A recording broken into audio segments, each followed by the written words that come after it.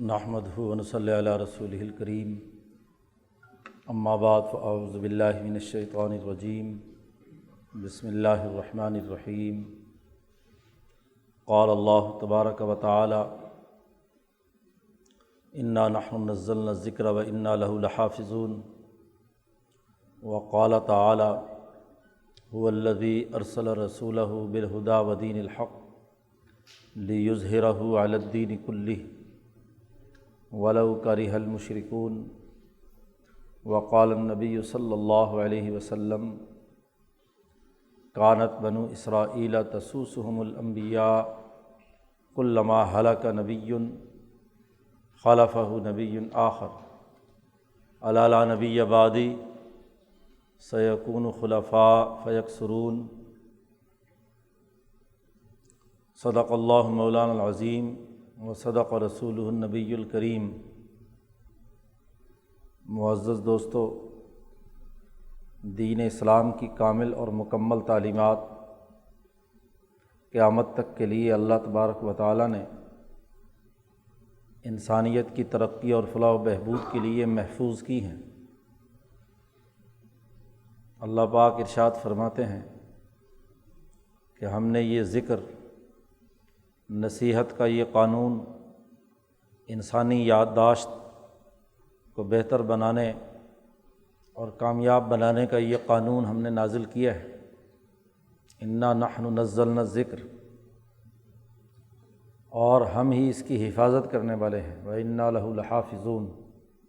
اللہ نے اس آیت مبارکہ میں اپنا ذمہ لیا ہے کہ ہم نے ہی اسے نازل کیا ہے اور ہم ہی اس کی قیامت تک حفاظت کریں گے۔ دین اسلام کی جامعیت، دین اسلام کی کامل اور مکمل تعلیمات قیامت تک محفوظ رہیں گی۔ قرآن حکیم میں کوئی تغیر و تبدل نہ لفظی طور پر ہو سکتا ہے اور نہ ہی اس کے معنی اور مفہوم کے سمجھنے سمجھانے میں کوئی تغیر و تبدل ہو سکتا ہے۔ لوگ لاکھ کوشش کریں تحریفات پیدا کرنے کی، معنوی ہو یا لفظی، وہ دیر پا نہیں ہوگی۔ تحریفات تو کریں گے لوگ، ہر کتاب کے ساتھ یہ معاملہ رہا ہے۔ لوگوں نے اس کے غلط مطالب اور مفاہیم بنائے ہیں، لیکن اللہ تبارک و تعالیٰ نے قیامت تک ان تمام تحریفات کو، ان تمام انحرافات کو دور کرنے کے لیے ایک مکمل نظام وضع کیا ہے۔ نبی اکرم صلی اللہ علیہ وسلم نے فرمایا ہے صحیح ستہ کی احادیث میں کہ آپ صلی اللہ علیہ وسلم کا ارشاد گرامی ہے کہ قیامت تک ایسے علماء ربانیین، ایسے رہنمایان قوم رہیں گے جو ہر طرح کی تاویلات، ہر طرح کے انحرافات، ہر طرح کی بدعات، ان تمام کا مقابلہ کریں گے، ان کی جو غلط فہمی ہے دور کریں گے اور دین کی صاف شفاف تعلیمات کو انسانیت کے سامنے واضح کریں گے۔ ایسا نہیں ہو سکتا کہ بحیثیت مجموعی دین اپنے اصل بنیادی عقائد، بنیادی نظام فکر و عمل، اپنے سیاسی، معاشی اور سماجی طور طریقوں سے سرے سے ہی منحرف ہو جائے، اس میں تغیر و تبدل ہو جائے۔ ایسا نہیں ہوگا۔ اور یہی مطلب ہے اس حدیث کا کہ جس میں حضور صلی اللہ علیہ وسلم نے فرمایا کہ لا تزال طائفۃ من امتی قائمین علی الحق، میری امت کی ایک جماعت ہمیشہ حق پر قائم رہے گی، حتیٰ یأتی امر اللہ، یہاں تک کہ قیامت آ جائے۔ قیامت تک ایک سچی جماعت دین کی حقانیت، دین کی اجتماعی تعلیمات، اس کے نظام فکر و عمل کو واضح کرنے والی موجود رہے گی۔ اس میں کسی قسم کا تغیر و تبدل یا کسی طرح کا اس کے اندر خرابی کا عمل کسی صورت میں برداشت نہیں ہوگا۔ کمی زیادتی ہو سکتی ہے لیکن ایک جماعت حق کا برقرار رہے۔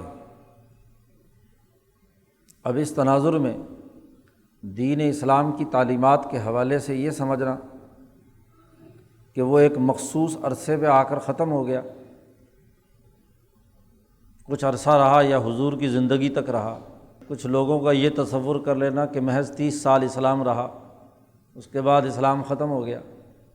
کچھ لوگوں کا یہ تصور کر لینا کہ مسلمانوں کی خلافت راشدہ کے اختتام پر معاملہ ختم ہو گیا، دین مغلوب ہو گیا، دین کا نام و نشان مٹ گیا، فسق و فجور غالب آ گیا۔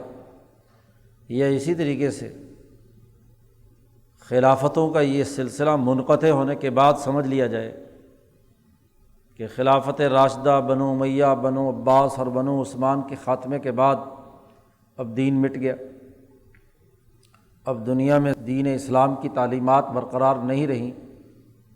تو یہ تمام توہمات ہیں، یہ خود ساختہ تخیلات ہیں، ان کا حقائق سے کوئی تعلق نہیں۔ اس پورے دورانیے میں ایسے چھوٹے چھوٹے گروہ ضرور رہے ہیں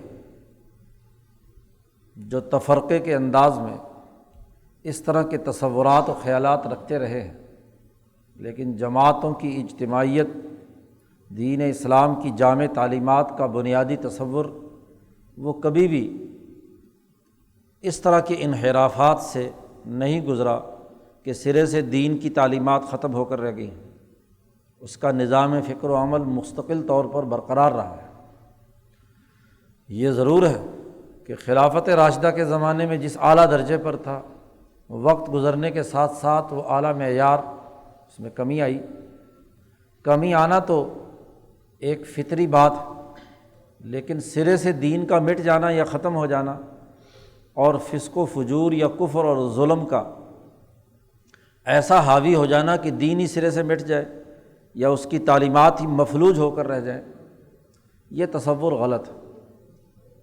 آج کے اس معاشرے میں جب سے مسلمان مغلوب ہوئے ہیں، خلافت عثمانیہ کا خاتمہ ہوا ہے، عالمی سامراجی طاغوتی قوتوں کا دنیا پر تسلط ہوا ہے، ان کا سب سے بڑا پروپیگنڈا یہی ہے کہ دین اسلام کی تعلیمات کے بارے میں شکوک و شبہات پیدا کیے جائیں، اختلافی امور کو ابھارا جائے، مسلمانوں کی اجتماعی طاقت کو توڑا جائے، فرقے بنائے جائیں، جھگڑے کھڑے کیے جائیں، لڑائیاں پیدا کی جائیں، قتل و غارتگری کا بازار گرم کیا جائے، مسلمانوں کے اجتماعی نظام فکر و عمل کی طرف نوجوان نسل کو متوجہ ہونے سے روکا جائے۔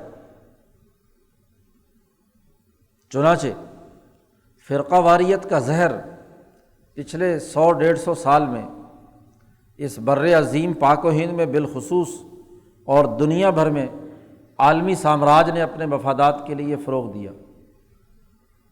دین اسلام کی تعلیمات کو گہنانے کے لیے تاریخ کو مسخ کرنے، تاریخی واقعات سے مطلب کے عقائد اور خیالات نکالنے، جزوی پہلوؤں کو سامنے رکھ کر یا انفرادی طور پر شخصیات کو سامنے رکھ کر انتشار پیدا کرنے کا عمل ہماری سوسائٹی میں پیدا کر دیا گیا۔ فتنے تو حضور صلی اللہ علیہ وسلم کے زمانے میں شروع ہو گئے تھے، اور اگر فتنوں کے تناظر میں بات کی جائے تو فتنہ تو خود حضور کے زمانے میں آ گیا تھا۔ آپ صلی اللہ علیہ وسلم غزوہ سے واپس آئے اور مدینہ منورہ میں ابھی داخل نہیں ہوئے تھے، ایک پہاڑ پر ابھی حضور صلی اللہ علیہ وسلم تھے، تو آپ صلی اللہ علیہ وسلم نے صحابہ سے پوچھا تھا کہ کیا تم فتنے دیکھ رہے ہو؟ خاموش۔ انہوں نے کہا اللہ عالم، اللہ اور اس کا رسول زیادہ جانتا ہے۔ حضور نے فرمایا میں دیکھ رہا ہوں مدینہ کی بستی کو سامنے دیکھ کر کہ تمہارے گھروں میں فتنوں کی بارش ہو رہی ہے، فتنوں کی بارش ہو رہی ہے۔ اور دوسری حدیث میں مسلم شریف میں ہے کہ نبی اکرم صلی اللہ علیہ وسلم نے فرمایا یہ فتنے انسانی دلوں پر اترتے ہیں، اور یہ فتنے اس طریقے سے آئیں گے جیسے چٹائی بنی جاتی ہے تو چٹائی بنتے وقت کھجور کا ایک پتا ایک ٹہنی لگاتے ہیں تو ساتھ ہی دوسری تیسری، یعنی جیسے بنتی کی جاتی ہے یکے بعد دیگرے۔ چٹائی بنانے والے کو اگر کبھی دیکھا ہو تو وہ جس تیز رفتاری سے اس کی انگلیاں چلتی ہیں اور وہ اس کھجور کے پتوں کو ساتھ ساتھ جوڑتا ہوا چلا جاتا ہے، اس کے بغیر چٹائی وجود میں نہیں آتی۔ تو حضور نے فرمایا جیسے تہ بتہ چٹائی کے وہ پتے ایک دوسرے کے ساتھ جڑتے ہوئے چلے جاتے ہیں، ایسے ہی دلوں کے اوپر فتنے آتے ہیں۔ اب معاملہ کیا ہے؟ بڑی زبردست بات حضور صلی اللہ علیہ وسلم نے ارشاد فرمائی کہ جو دل بھی ان فتنوں کو قبول کر لیتا ہے، ان کا پانی پی لیتا ہے، اشربت کا جملہ حضور نے فرمایا ہے، ان فتنوں کا پانی پی لیا اور دل ادھر متوجہ ہو گیا تو اس کے دل پر ایک سیاہ نقطہ لگ جاتا ہے۔ دوسری دفعہ اسی فتنے کے مطابق کوئی اور عمل کر لیا تو دوسرا سیاہ نقطہ لگ جاتا ہے۔ اور جس نے اس فتنوں کا انکار کیا، ای قلب انکرہا، جس نے اس فتنے کا انکار کیا اور فتنے کو قبول کرنے سے انکار کر کے فتنے کو سمجھ لیا کہ یہ فتنہ یہ ہے، اور اس فتنے کے شر سے بچنے کے لیے اس نے استقامت کے ساتھ دین پر وہ قائم رہا، تو حضور نے فرمایا کہ اس کے قلب کے اوپر سفید نقطہ لگتا ہے، حتیٰ کہ مسلسل ان فتنوں کے انکار اور مزاحمت کے نتیجے میں اس کا دل صاف ستھرا اور سفید ہو جاتا ہے۔ اور بڑی اچھی مثال دے کر حضور نے فرمایا کہ ایسا ہو جاتا ہے جیسے سفید سنگ مرمر، اور وہ بھی چکنا ہو کہ اگر اس کے اوپر کوئی چیز گرے تو اس کے اندر جذب ہونے کے بجائے پھسل کر دوسری طرف چلی جائے۔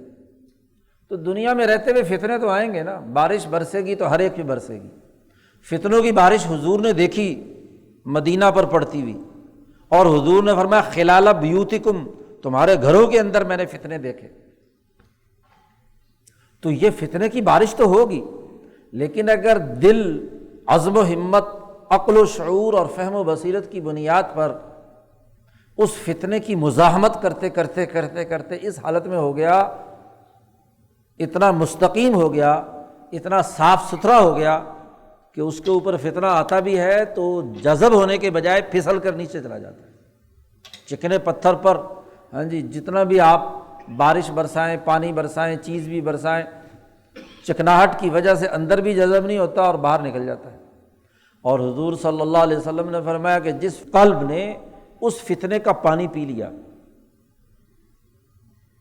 فتنے کی بارش برسی، فتنہ آیا اور اس فتنے کو اس کے قلب نے قبول کر لیا، اس کا حصہ بن گیا، اور وہ وہی پتھر ہوتا ہے جس کے اندر مسام ہوتے ہیں، چکنا نہیں ہوتا، اس کے اوپر پانی ڈالو تو پتھر کے اندر جذب ہو جاتا ہے۔ اور عموماً وہ کالا پتھر ہوتا ہے، کالے پتھر کا کام ہے کہ وہ چیزوں کو کیا ہے، جذب کرتا ہے، اس کا کام ہے وہ قبول کرتا ہے۔ اور حضور نے فرمایا کہ جتنا وہ فتنوں کو قبول کرتا چلا جاتا ہے اتنا ہی اس کا دل سیاہ ہو جاتا ہے، اسود مربات کلکوز مجخین، کالا سیاہ، جیسے ہانڈی الٹی کرو تو اس کا پیندا ہوتا ہے کالا سیاہ، آگ جل جل کے، لکڑی جل جل کے نیچے والا حصہ ہانڈی کا کیا ہو جاتا ہے، سیاہ، اتنی سیاہی کہ کسی چیز سے اترتی نہیں۔ تو وہ مسلسل ان فتنوں کی آگ میں، ان فتنوں کو قبول کرنے کے نتیجے میں اس کالی ہانڈی کی طرح کالا سیاہ مجخین، الٹی ہانڈی کے کالے سیاہی کی طرح وہ سیاہ ہو جاتا ہے۔ اب اس حدیث میں حضور صلی اللہ علیہ وسلم نے جو فتنے حضور کے زمانے سے ہی شروع ہو گئے اور اب تک ہوئے، تو ان فتنوں کے مقابلے پر مزاحمت کا ایک شعور دیا کہ فتنے کو سمجھنا، اس کی قرار واقعی حیثیت کو سمجھنا، اور اس کا آلائے کار نہ بننا، اس کا حصہ نہ بننا، اس کا پانی نہ پینا، اس کے مقاصد اور اہداف کے مطابق کام نہ کرنا۔ جو ان فتنوں کا انکار کرے گا اس کا دل سفید ہوگا، اور جو ان فتنوں کو قبول کر لے گا وہ کیا ہے، کالا سیاہ ہو جائے گا۔ اسی طریقے سے حضور صلی اللہ علیہ وسلم نے فرمایا کہ دجال جب نکلے گا تو اس کے پاس دو نہریں ہوں گی، ایک جناب دودھ کی اور ایک آگ جی۔ وہ جو اس کی بات مانے گا اس کو دودھ والی میں ڈالے گا، اور جو نہیں مانے گا اسے آگ میں ڈالے گا۔ تو حضور نے فرمایا کہ تم آگ والی نہر قبول کر لینا، کیونکہ وہ آگ والا کام جو ہے وہ کیا ہوگا، مصنوعی، وہ اصل میں میٹھا ہے، وہ اصل میں کیا ہے؟ سچا ہے۔ وہ ہے دودھ کی نہر جس کے اوپر اس نے ملمہ کاری سے کیا ہے؟ آگ کا ایک منظرنامہ کھینچ رکھا ہے، اور دوسری طرف جس کو وہ بظاہر دودھ کہتا ہے وہ اصل میں گند ہے، وہ جہنم کی آگ ہے۔ اس آگ کے اوپر مصنوعی طور پر دجل و فریب کے ساتھ کیا ہے؟ لگا دیا کہ دودھ مل رہا ہے یہاں پر۔ تو آج کل دجال کا دجل یہی کام کرتا ہے کہ خوبصورتی کے ساتھ، ملمہ کاری کے ساتھ، اوپر بڑی خوبصورت چیز ہوتی ہے، اندر گند، اوپر کے پھل اچھے اندر گند، اوپر کی گندم اچھی اندر تباہی۔ تو یہ دجل و فریب کا کام۔ تو اس دجل و فریب کو سمجھنا اور فتنوں کا مقابلہ کرنا یہ بہت اہم اور بنیادی بات ہے۔ جو فتنے حضور کے زمانے میں شروع ہو گئے، اور وہ فتنوں کا تسلسل ہے۔ فتنہ ہے کیا؟ آزمائش، انسانی دلوں کا امتحان۔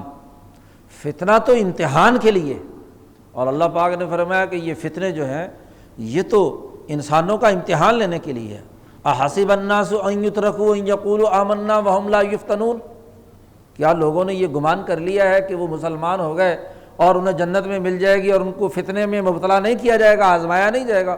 یفتنون کا ہے، ان کی آزمائش کے لیے۔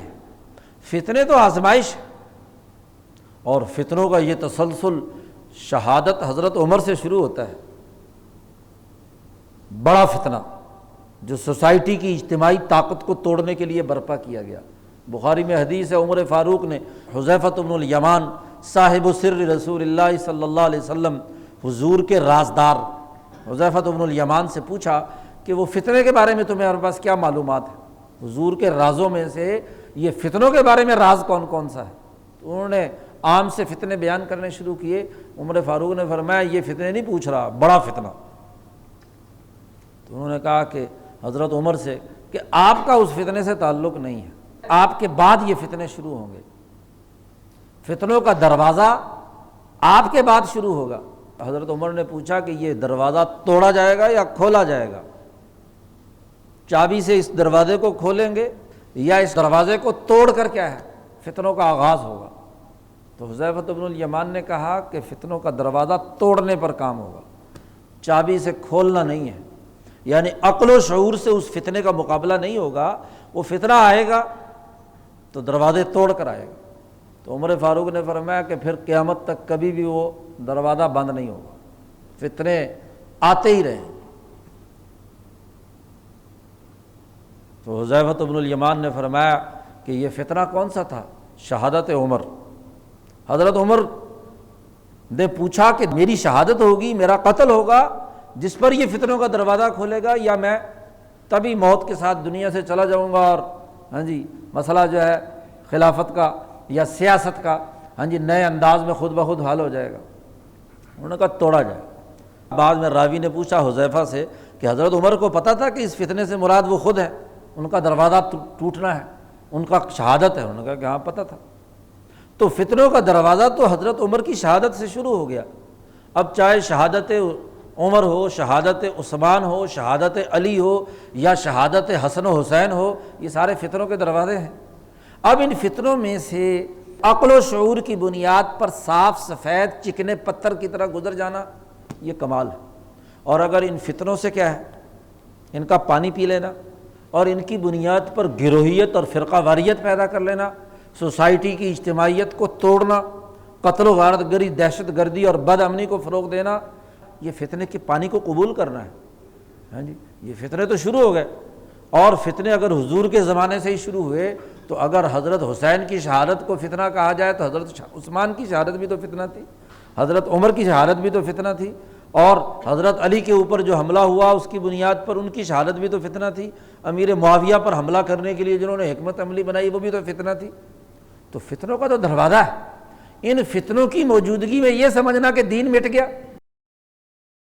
جی عمر فاروق کی شہادت کے بعد کہا جائے کہ جی دین ختم ہو گیا، حضرت عثمان کی شہادت کے بعد قاتلین عثمان کے تسلط کی بنیاد پر کہا جائے کہ دین ختم ہو گیا، اسی طریقے سے حضرت علی کی شہادت کے بعد کہا جائے کہ جی خلافت راشدہ کا دروازہ بند اور دین ختم ہو گیا، یا حضرت حسین کی شہادت پر کہا جائے کہ ان کی شہادت پہ دین ختم ہو گیا۔ نہیں، دل کی سفیدی اس بات کا تقاضا کرے کہ آپ اس فتنے کے پانی کو قبول نہ کریں، بات بنیادی سی دین کے اجتماعی نظام کے قیام کی ہے، اور فتنے آتے رہتے ہیں، امتحانات، ان امتحانات میں صحیح رائے قائم کرنا، اور صحیح رائے جو ہمارے بزرگوں نے قائم کی ہے، جی سچے علماء حق نے تسلسل کے ساتھ 1400 سال میں قائم کی ہے، وہ نبی اکرم صلی اللہ علیہ وسلم اور آپ صلی اللہ علیہ وسلم کے بعد آپ کی جماعت صحابہ، جماعت تابعین، تبع تابعین،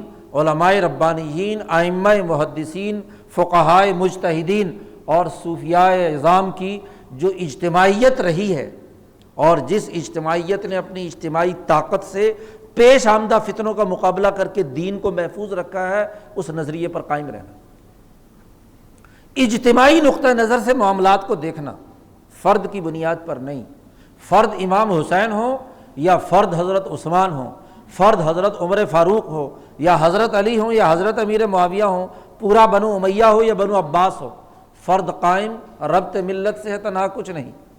ایک فرد کی بنیاد پر پورا تانا بانا بنا لینا، یہ دین اسلام کی انفرادی تعبیر ہے، اس کا اجتماعیت سے کوئی تعلق نہیں، اور یہی انفرادیت فرقہ واریت پیدا کرتی ہے، یہی فرد کی حد سے زیادہ بڑی ہوئی محبت غلو پیدا کرتی ہے اور فتنوں کا باعث بنتی ہے، افتراق و انتشار کا باعث بنتی ہے۔ اصل چیز تو کیا ہے؟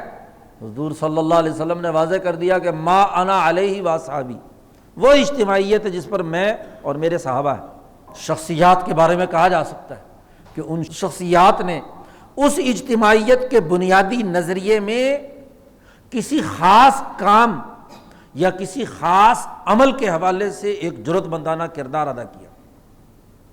ایک رائے وہ ہے جو اس وقت کی اجتماعیت کی ہے، اور ایک رائے وہ ہے جس پر اس غیر معمولی شخصیت نے عزم و ہمت کے ساتھ ڈسیزن لیا اور اس پر قائم رہی۔ عمر فاروق رضی اللہ تعالیٰ عنہ، بہت سے معاملات ہیں، اس پوری اجتماعیت سے تمام مشاورت کے بعد عمر فاروق نے اپنی رائے قائم کی اور اس رائے پر استقامت کے ساتھ برقرار رہے۔ عراق اور شام کی زمینیں فتح ہوئیں، بہت سارے صحابہ کی رائے تھی کہ جناب یہ تو انفرادی ملکیت میں دی جائے۔ عمر فاروق نے فرمایا کہ اگر یہ انفرادی ملکیت میں ہو تو قیامت تک کے لیے لوگوں کی اجتماعیت اور لوگوں کے معاشی وسائل کا حل کیسے ہوگا، اس لیے یہ سب زمینیں بیت المال کی ملکیت ہونی چاہیے۔ اپنی رائے کی حفاظت کی، اپنی رائے کو منوایا، اس کی اجتماعی طاقت اور قوت کو منوایا، اور تمام لوگوں نے تسلیم کیا تو عمر فاروق رضی اللہ تعالیٰ عنہ کی رائے غالب آئی۔ یہ اولو العزم لوگ ہوتے ہیں جن کے بارے میں حضور صلی اللہ علیہ وسلم نے فرمایا کہ وہ جن کی زبان سے فرشتے گفتگو کرتے ہیں، مالا اعلیٰ کے انسان ہوتے ہیں، وہ اجتماع کو متاثر کرتے ہیں، اجتماع کے سامنے دلائل کے ذریعے سے کیا ہے ایک رائے قائم کرتے ہیں اور اس رائے کی اجتماعیت منواتے ہیں۔ عثمان غنی رضی اللہ تعالیٰ عنہ سارے مخالف ہو گئے، شہادت عثمان کے وقت میں دیکھو کہ کتنے لوگ ہیں عثمان کے ساتھ، اور مطالبہ کیا کر رہے ہیں؟ مسجد نبوی پر بھی قبضہ ہے، مسجد نبوی کی نمازوں پر بھی قبضہ ہے، باغی لوگ جو خلیفہ وقت سے بغاوت کر رہے ہیں وہ نمازیں پڑھا رہے ہیں، اکیلے حضرت عثمان اپنے مکان میں ہیں، اور ان کی حفاظت کرنے کے لیے کون ہے؟ حسن و حسین اور حضرت علی رضی اللہ تعالیٰ عنہ کی اہل بیت کی طاقت اور قوت ہے، وہ ان کی حفاظت کرنے کے لیے۔ آپ بتلائیے کہ عثمان سے مطالبہ کیا جا رہا ہے خلافت چھوڑ دو، حضرت عثمان غنی رضی اللہ تعالیٰ عنہ اس مطالبے کے مقابلے میں ڈٹے ہوئے کہ جو لباس، جو خلعت اللہ نے مجھے عطا کی ہے، یہ تمہارے مطالبے کی بنیاد پر تم سارے بھی جمع ہو جاؤ تو یہ میں نہیں اتار سکتا۔ اپنی رائے پر قائم ہے، سیاسی رائے پر قائم ہے، شہادت قبول کی لیکن اپنی سیاسی رائے پر برقرار استقامت۔ اگر یہ اجازت دے دی جائے کہ خلافت قائم ہو جانے اور حکومت اور ڈسپلن قائم ہونے کے بعد چند لوگ اٹھیں اور اٹھ کر خلافت چھیننے کے لیے کیا ہے میدان میں آ جائیں اور اس خلافت کو پارا پارا کر دیں، اس کی اجتماعیت توڑ دیں، تو عثمان رضی اللہ تعالیٰ عنہ نے جان دینا قبول کیا، لیکن اپنی اس اجتماعی رائے، اپنی سیاسی رائے کے اوپر آخر وقت تک قائم۔ کیا عمر فاروق کو نہیں پتا تھا کہ یہ ابو لولو نے مجھے دھمکی دی ہے؟ جس چکی بنانے کی اس نے بات کی ہے، یہ دراصل مجھے قتل کی دھمکی دے رہا ہے، لیکن اپنی رائے برقرار رہی کہ جب تک کوئی مجرم جرم نہیں کرتا یا جرم کی تکمیل نہیں ہوتی اس وقت تک اس کو سزا، ورنہ سیاسی رائے کے طور پر پتہ چل گیا کہ یہ قتل کی دھمکی دے رہا ہے تو اسی وقت گرفتار کر لیا جانا چاہیے تھا، لیکن اپنی سیاسی رائے پر عمر فاروق رضی اللہ تعالیٰ عنہ آخر وقت تک قائم ہے۔ یہی معاملہ حضرت حسین رضی اللہ تعالیٰ عنہ کا ہے۔ ایک سیاسی رائے وہ ہے جو اجتماعیت کی بنیاد پر امیر معاویہ رضی اللہ تعالیٰ عنہ نے قائم کی اور یزید کو اپنا ولی عہد بنایا، اور 400 صحابہ اور تابعین کی رائے اور ان کی بیعت یزید کے ساتھ ہو گئی۔ ایک سیاسی رائے یہ ہے، لیکن 4 آدمی ہیں وہ اپنی سیاسی رائے الگ رکھتے ہیں، وہ اپنی سیاسی رائے الگ رکھتے ہیں، عبداللہ بن عمر، عبداللہ بن عباس، عبداللہ بن زبیر اور حسین۔ امام حسین نے کہا کہ ہماری سیاسی رائے الگ ہے، ہم اس سیاسی رائے کو تمہاری کو قبول نہیں کرتے، اجتماع بے شک ایک طرف ہے، تو رائے رکھنے کا حق ہے جی، اجتماع کے مقابلے میں ایک رائے رکھنے کا حق ہے، اور حسین نے اپنے رائے کی حفاظت کی۔ انہوں نے کہا میری ایک رائے ہے، میں جب تک یزید سے مکالمہ نہ کر لوں یا دوسرے معاملات طے نہ ہو جائے تو میں اس کے ہاتھ میں ہاتھ کیسے دے دوں، میری آزادانہ رائے کا احترام کیا جائے۔ مدینہ سے نکلتے ہیں تو اپنی آزادانہ رائے کی بنیاد پر، کسی کو مجال نہیں ہے کہ حسین کا راستہ روک کر گرفتار کر کے، مدینہ کا گورنر کون ہے؟ یزید کا مقرر کیا ہوا، لیکن اس کو جرأت نہیں ہوتی امام حسین کی سیاسی رائے سے اختلاف کی۔ مکہ کا گورنر کون ہے؟ یزید کا مقرر کردہ، اور مکہ پہنچتے ہیں تو مکے میں بھی اپنی آزادانہ رائے رکھتے ہیں، وہاں سے کوفہ آتے ہیں تو اپنی سیاسی رائے کے تحت آتے ہیں، ایک رائے، اور اپنی رائے کی حفاظت کے لیے کیا ہے وہاں پہنچتے ہیں کوفہ میں، اور جتنا بھی مکالمہ یا مباحثہ ہوتا ہے وہ اپنی سیاسی رائے کی حفاظت کی بنیاد پر۔ انہوں نے اس فتنے میں اپنی رائے برقرار رکھی اور یہ نمونہ قائم کر دیا کہ حکومت وقت کے مقابلے میں اپنی رائے کی حفاظت کی جا سکتی ہے، جو اجتماعی نظام وجود میں آیا ہے اس میں اپنی رائے کی حفاظت کی جا سکتی ہے، اور اپنی رائے کا جب تک دلائل کے ساتھ توڑنا ہو اس وقت تک اپنی رائے کی خلاف ورزی نہیں کی جا سکتی۔ تو یہی تو آزادی اور حریت، اس آزادی اور حریت کو اس تناظر میں سمجھنا کہ ایک مسلمانوں کی اجتماعیت اور اس اجتماعیت میں ایک فرد نے اپنی رائے کی حفاظت کی ہے، جان جاتی ہے تو جائے لیکن رائے کی خلاف ورزی کرنے کی اجازت نہیں۔ یہ داخلی نظم و نسق کی بات ہے، اور داخلی نظم و نسق سے بالاتر ہو کر جب مقابلہ کفر کے ساتھ ہوگا، قیصر و کسریٰ، رومۃ الکبریٰ، افریقہ، ان کی طاقتوں کے ساتھ مقابلہ بنو امیہ کا ہے، حکمران کا ہے، اور جب وہاں مقابلہ کفر، اور اگر اس وقت کی حاضر حکومت کا مقابلہ ہوگا تو رائے آپ کی کیا ہونی چاہیے؟ اجتماعی۔ ظاہر ہے کہ جو مسلمانوں کی اس وقت کی سٹنگ گورنمنٹ ہے، حکومت ہے، اس کے حق میں ہوگا، یا اس کو بھی کافر قرار دے دیں گے آپ؟ حکومت کو کہیں گے جی وہ تو کافر ہو گئی تھی، ظالم ہو گئی تھی، معاملہ ختم ہو گیا اور حسین شہید ہو گیا، تو پھر باقی کیا رہا میدان میں؟ ساری حکومت کافر ظالم ہو گئی جی، اور جو حسین کی رائے ہے وہ رائے رکھنے پر اپنی جان قربان کر چکے، تو اس کا مطلب یہ کہ عالم کفر غالب آ گیا، دین مٹ گیا، اجتماعیت ٹوٹ گئی۔ جبکہ حضور نے فرمایا کہ 12 خلفاء تک، مسلم کی روایت ہے، لا یزال ھذا الدین عزیزا منیعا حتی 12 خلیفۃ، ہمیشہ یہ دین غالب رہے گا، کوئی اس کی طاقت کو نہیں توڑ سکے گا۔